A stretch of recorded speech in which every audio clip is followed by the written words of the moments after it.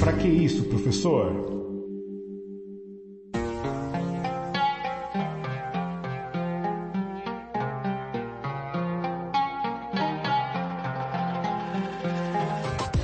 Olá, eu sou o professor William Souza e sejam bem-vindos a mais um episódio do podcast Pra que isso, professor? O seu podcast de história. Um dos maiores movimentos de resistência do Brasil, Canudos, foi exemplo no combate da miséria e da exploração dos mais pobres. Esse conflito marcou o início dos primeiros anos da República do Brasil. Mas para que possamos entender como tudo isso aconteceu, vamos chamar o Recapitula. O Brasil sempre foi marcado por grandes desigualdades sociais, e quando o país alterou o governo, uma grande esperança tomou conta dos mais pobres, acreditando que as coisas mudariam para melhor. Porém, as coisas tomaram um rumo diferente, principalmente nas áreas rurais. Como hoje, havia pessoas com muitas terras e outros sem nada, pois o Brasil nunca implantou uma reforma agrária. A influência dos coronéis era muito grande, mas a insatisfação aumentava também com os abusos sofridos, e à medida que a fome e o desemprego aumentavam, o sentimento revoltoso começava a ganhar corpo, e a religião era um dos únicos alentos daquele povo sofredor. E nessa altura surge um movimento que chamamos de messianismo. O messianismo, galera, não tem nada a ver com o jogador de futebol Lionel Messi. É a crença de que um Salvador, enviado por Deus, vai tirar o povo do sofrimento. E a fé, ela acaba sendo usada para aplacar as dores reais. Então, dito isso, vem comigo e bora pra história!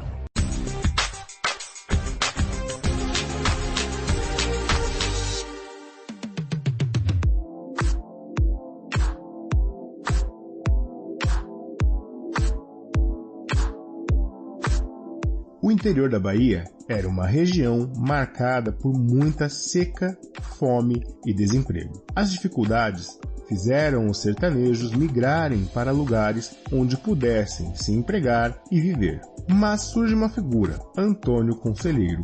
Foi um líder religioso que vagava pelo sertão pregando penitência, santidade e arrependimento para as pessoas. Fazia seus sermões no final da tarde, no meio da rua, e em seus conselhos, ele dizia que o sofrimento que as pessoas passavam aqui na terra seriam recompensados no céu. E nesse cenário, o discurso messiânico de Antônio Conselheiro fazia com que os sertanejos largassem as suas vidas e seguirem para Canudos. Isso aconteceu por cerca de 25 anos. Em 1877, aconteceu uma das maiores secas do Brasil, com a morte de cerca de 100 mil pessoas. E então o discurso de Conselheiro fazia ainda mais sentido. Quando a República foi proclamada em 1889 e houve a separação do Estado e da Igreja, fez com que as falas fossem cada vez mais contundentes, afirmando que a República era o próprio Anticristo,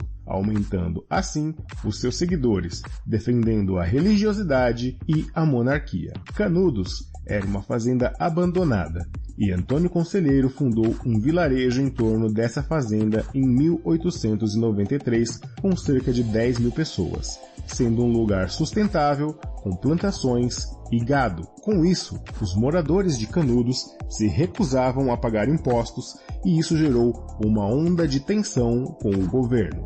O vilarejo foi alvo de 4 expedições militares.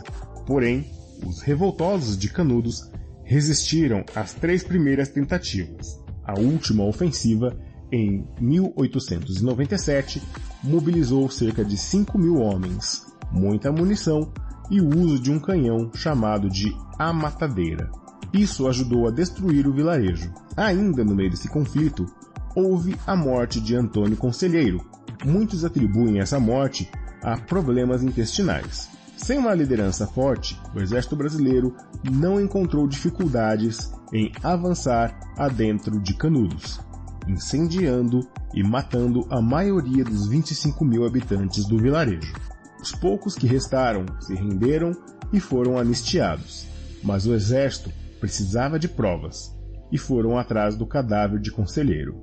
O seu corpo foi exumado e sua cabeça decapitada, e assim terminou um dos grandes conflitos do início da República do Brasil. que marcou para sempre a nossa história, com um saldo de muitos mortos, principalmente para os revoltosos, que não puderam combater em igualdade com o exército.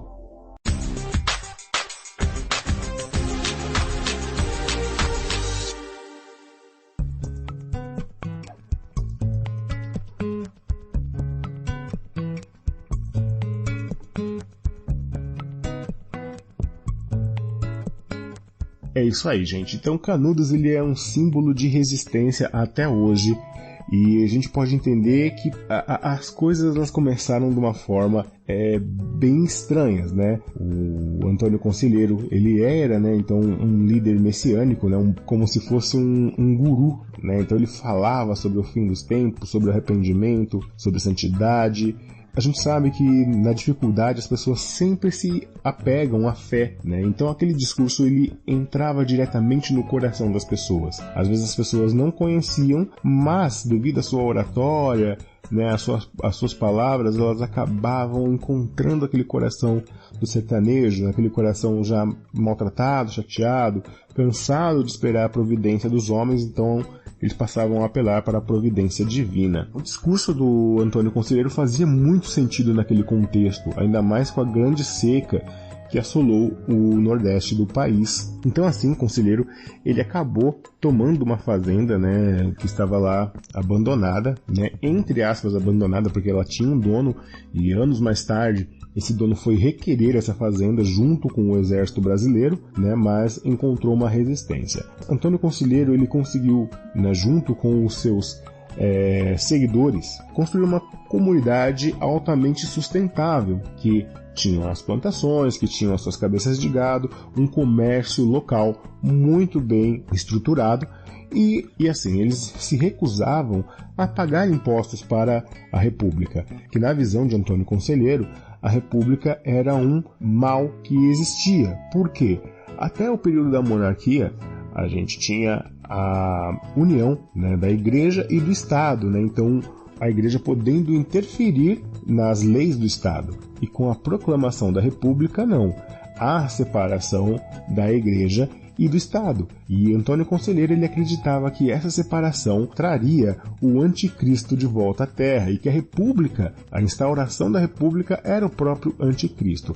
Então esse discurso de medo também causava incômodo nos sertanejos, que acreditavam que, estando ali em Canudos, eles estariam protegidos de todo o mal, né, e que o anticristo não os alcançaria. Porém, como a gente pôde ouvir, houve algumas tentativas do exército brasileiro de tentar retomar aquela região. Porém, né, o exército brasileiro ele foi vencido por cerca de 3 vezes, não conseguiu fazer a retomada de Canudos. E aí, numa 4ª expedição, sim, eles foram bem sucedidos e conseguiram, né, adentrar Canudos. Não foi uma coisa do dia para a noite, né, foi uma batalha que durou algum período, mas eles conseguiram aos poucos, né, e fora também que eles eram muito mais bem armados e estruturados do que os revoltosos. A gente está falando de um exército lutando contra camponeses, e camponeses muitas vezes com péssimas condições de saúde, passando fome. Então era uma questão de tempo, né? Eu acredito que primeiramente as 3 primeiras expedições elas deram errado porque o exército brasileiro provavelmente subestimou, né, os camponeses e também talvez não conheciam aquela região da maneira que os camponeses conheciam, né? Na verdade, o exército ele acabou falhando nessas 3 primeiras expedições e somente depois, quando eles se mobilizaram com mais homens e também com um canhão, fazia muito estrago, né, um canhão chamado de Amatadeira, eles conseguiram destruir o vilarejo e adentrar e poder fazer a retomada de Canudos. Porém, tem um fato que marca essa retomada do exército sobre Canudos, porque conta-se a história que quando o exército brasileiro ele adentrou a comunidade de Canudos, ele não foi morto pelo exército e sim por uma doença. Alguns estudiosos concluem que ele foi morto por uma doença que atingiu o seu intestino, né, problemas intestinais. Ele passou mal e acabou falecendo, né, e o seu corpo ele ficou ali durante algum tempo, até que alguém se desse conta, né, de que ele tinha falecido. As pessoas não enterraram ele inicialmente, achando que ele iria ressuscitar, tal como um Jesus Cristo.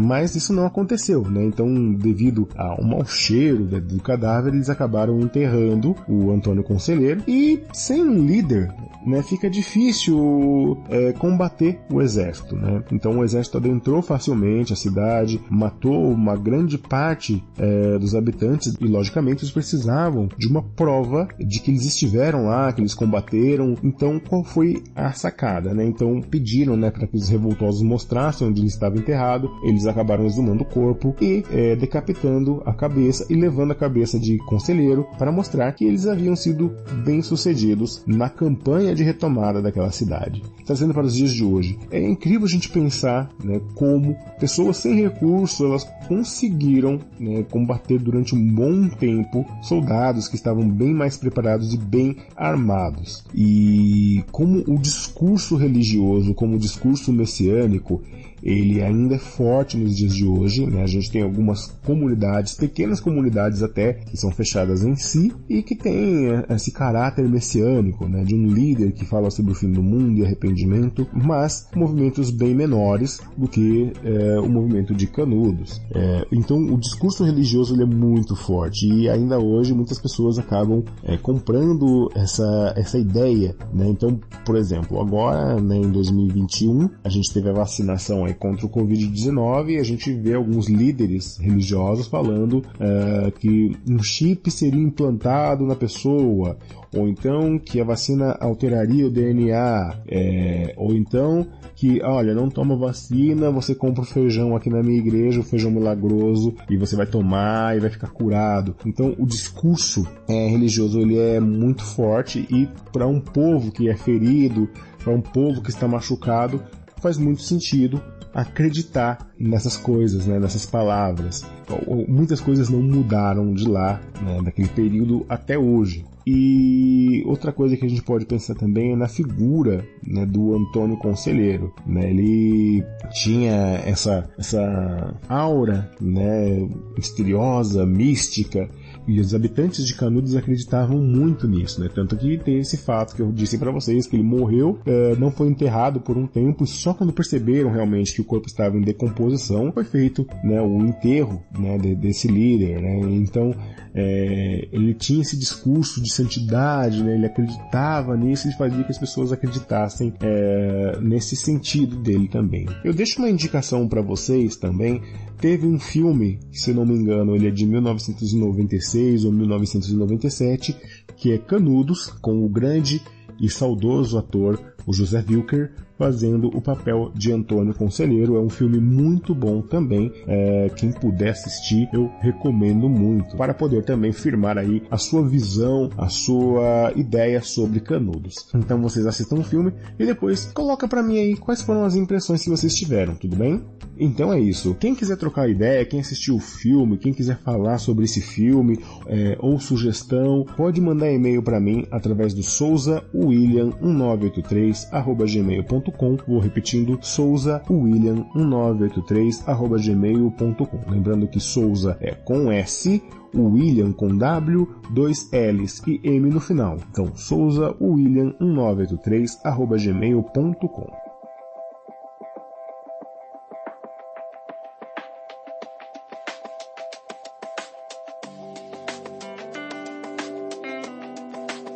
Então é isso. Eu acho que eu já falei demais, eu já me alonguei demais, então eu vou ficando por aqui. Eu agradeço a todos que estão ouvindo o nosso podcast, que estão curtindo, que estão compartilhando. Eu quero agradecer também demais a todos vocês que me fizeram alcançar aí a marca de 1000 reproduções. Para um podcast pequeno como o meu, isso é uma marca que eu vou comemorar muito, porque, como todos sabem, eu gravo aqui da minha casa, eu mesmo faço o roteiro, eu mesmo edito, então para mim é uma marca que eu fico muito orgulhoso. Eu gostaria também de agradecer a todas as pessoas que me ouvem, não só no Brasil, mas em outros países também, né? Comunidade brasileira aí nos Estados Unidos, na França, em Portugal. Muito obrigado por ouvirem, por curtirem e por compartilharem esse pequeno podcast que é o Pra Que Isso, Professor. Eu agradeço muito de coração Espero que em breve a gente comemore mais e mais marcas, tudo bem? E mais um recadinho, eu quero dizer para vocês que também já está no ar, né, mais um episódio do 2 minutos ou mais, que é o Drops de Curiosidades. Eu tô falando sobre curiosidades do Brasil. Então, né, a opção de ouvir o Pra Que Isso Professor e o 2 minutos ou mais. Então, faça o seguinte, se você não maratonou, maratone tudo, ouça e indica para os amigos, tudo bem?